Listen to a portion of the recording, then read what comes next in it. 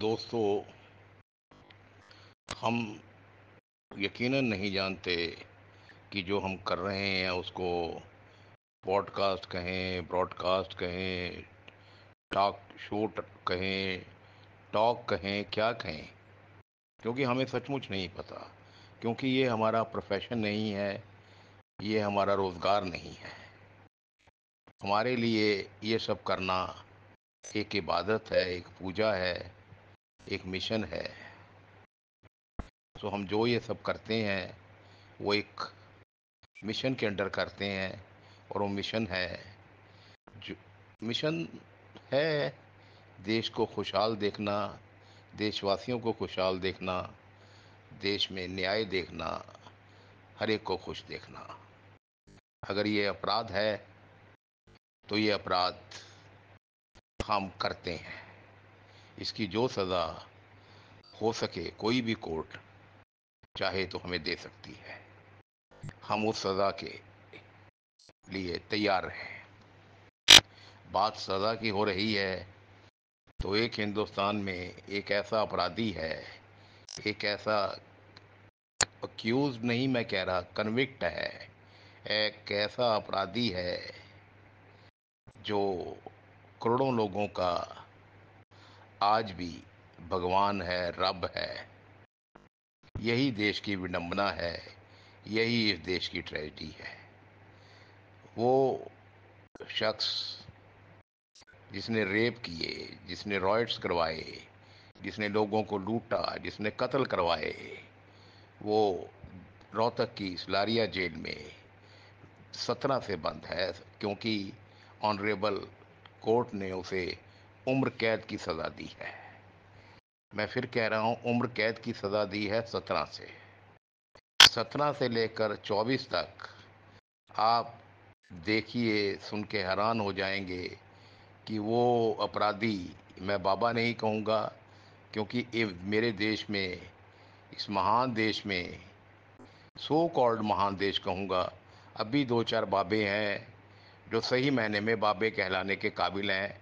बाकी 99% बाबों ने या सेल्फ एक्लेम्ड देवताओं ने इस देश को बर्बाद किया है। जहाँ नेताओं ने किया है उससे ज़्यादा बर्बाद उन्होंने किया है, और पंजाब की बर्बादी तो हुई बाबों की वजह से है। हरियाणा भी बराबर का शरीक है, क्योंकि यहाँ हर गांव में एक डेरा है, हर गांव में एक बाबा है, हर गांव में भगवान है। ये अपराधी 17 से लेकर जेल में बंद है, और कमाल देखिए, 11वीं बार इस बंदे को पैरोल मिल रही है, मिल गई है, मिल नहीं रही, मिल गई है। जो अभी अगस्त में पैरोल 20 दिन की काट के आया है, उसको हरियाणा सरकार ने फिर पैरोल दे दी है। वजह कारण बताने की शायद ज़रूरत नहीं है। चाहे हम बैंकरप्ट हैं सब लोग मेंटली, लेकिन फिर भी इतनी अकल बाकी है कि यह पैरोल क्यों दी गई है। अब तक ये बंदा 8 महीने पैरोल या फरलो पर जेल से बाहर रह चुका है। हरियाणा सरकार इसका जवाब दे कि क्या हिंदुस्तान नहीं, दुनिया में, सारी दुनिया में एक भी ऐसा कन्विक्ट या अपराधी दिखा दें जिसको इतनी फरलो या पैरोल मिली हो। ये रिकॉर्ड भी हरियाणा सरकार ने कायम किया है। अब सरकार की कोशिश ये भी चल रही है कि स, स, इसको दोष मुक्त भी करवा दिया जाए, इसको बरी करवा दिया जाए, ऑनरेबली एक्यूट करा दिया जाए। और बहुत बड़ी बात नहीं होगी दोस्तों कि जब 1-2 साल में ये डाकू, ये रेपिस्ट, ये एक्सटॉर्शिस्ट बरी भी हो जाएगा, क्योंकि ये देश महान है। ये देश महान क्यों है दोस्तों? बाबों की वजह से नहीं, नेताओं की वजह से नहीं, ब्यूरोक्रेट की वजह से नहीं, 144 करोड़ लोगों की वजह से है। क्योंकि हम सब, मैं माफ़ी चाहूँगा अगर मेरी बात बुरी लगे, क्योंकि हम सब इम्पोर्टेंट आदमी हैं, हम सब खुसरे हैं। अगर दूसरी लफ्ज़ में कहा जाए, खुसरे भी हमसे अच्छे हैं, हम इम्पोर्टेंट हैं। हमें देश से कोई मतलब नहीं। हम बातें करते हैं, हम डिस्कस करते हैं, करप्शन की बातें करते हैं। जब अपने पर आती है तो कहते हैं मेरे पर लागू नहीं होती, पड़ोसी पर लागू होती है, राहुल गांधी पर लागू होती है, मोदी पर लागू होती है, अरविंद पर लागू होती है, चन्नी पर लागू होती है। हर चीज़ औरों पर लागू होती है, अपने पर लागू नहीं होती। 144 करोड़ लोग यहाँ इम्पोर्टेंट हैं। महसूस सभी करते हैं लेकिन बोलता कोई नहीं है। जिस दिन 144 करोड़ लोग महसूस करने के बाद कुछ बोलेंगे, तब ऐसे बाबे, तब ऐसे अपराधी, तब ऐसे अपराधों से, ऐसे बाबों से ये देश मुक्त होगा।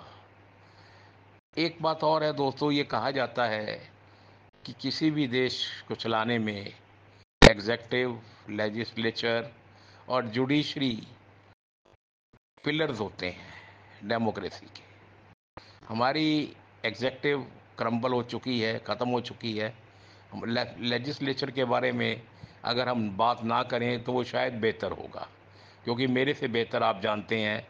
मैं फिर दावे से कहता हूँ, हिंदुस्तान में एक भी नेता कश्मीर से कन्याकुमारी तक ये नहीं कह सकता कि वो ईमानदार है, वो देश के प्रति वफादार है, वो देश के लिए सोचता है, देश के लिए कुछ करना चाहता है।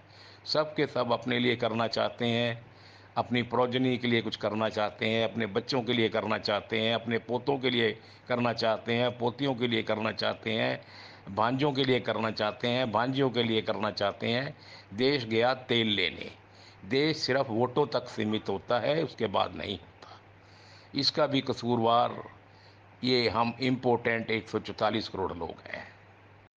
वो 144 करोड़ इम्पोर्टेंट लोगों, कब जागोगे? अब तीसरी जो इम्पोर्टेंट पिलर है वो है जुडिशरी।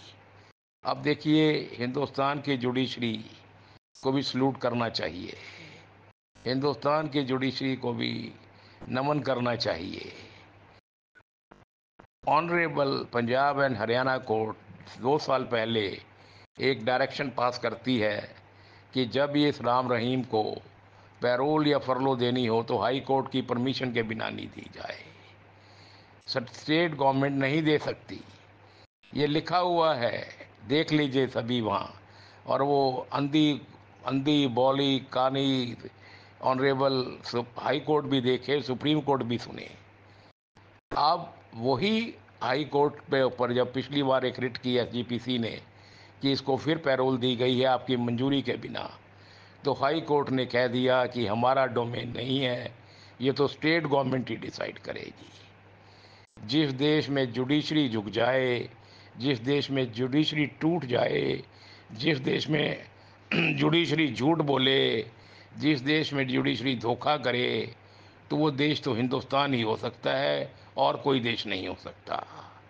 मुझे इस बार पर इतराज़ नहीं कि सिख जो बंदी हैं उनको रिहा नहीं किया जाता, वो सज़ा भी काट चुके हैं। मैं आज इस छोटी सी टॉक में एक बात बता दूं, जो उनके खैर ख्वाह बने हुए हैं, असल में वो खैर ख्वाह नहीं है, वो भी वोटों के लिए साथ लगे हैं। वो भी एक वोट बैंक राजनीति हो रही है। वो सारी उम्र जेल में ही रहेंगे। कोई भी सरकार आ जाए हिंदुस्तान में, वो रिहा नहीं किए जाएंगे। रिहा कौन होगा? ये बाबे होंगे, ये डाकू होंगे, ये रेपिस्ट होंगे, ये लोग जो फ्रॉड करते हैं, जो बैंकों से पैसा उठा लेते हैं, गबन करते हैं, 1000 करोड़, 1500 करोड़, 2500 करोड़, 20,000 करोड़। ऐसे लोगों को जमानतें मिलती हैं, ऐसे लोगों को फरलो मिलती हैं, ऐसे लोग ऑनरेबली एक्यूट हो जाते हैं। सियासत में देख लीजिए, ज़्यादा लोग क्रिमिनल्स हैं जिनके अगेंस्ट पर्चे हुए हैं, लेकिन वो पर्चे विड्रॉ हो चुके हैं। सो ये देश, कहा जाता है कि नानक का देश है, भगत का देश है, सुभाष का देश है, लेकिन मैं कहता हूँ ये देश इन जैसे बाबों का देश है, करप्ट नेताओं का देश है, और 144 करोड़ इम्पोर्टेंट लोगों का देश है। इस देश को कोई बचा नहीं सकता। ये देश ऐसे ही गला सड़ा चलता रहेगा, चलता रहेगा। उसकी जिम्मेवारी मुझ पर है, आप लोगों पर है, कसूरवार हम हैं। कोई बाबा कसूरवार नहीं है। बाबे किसने बनाए? हमने बनाए। और आज भी वो बाबे जिंदा हैं, जिंदाबाद कहा जाता है। मेरा भारत महान।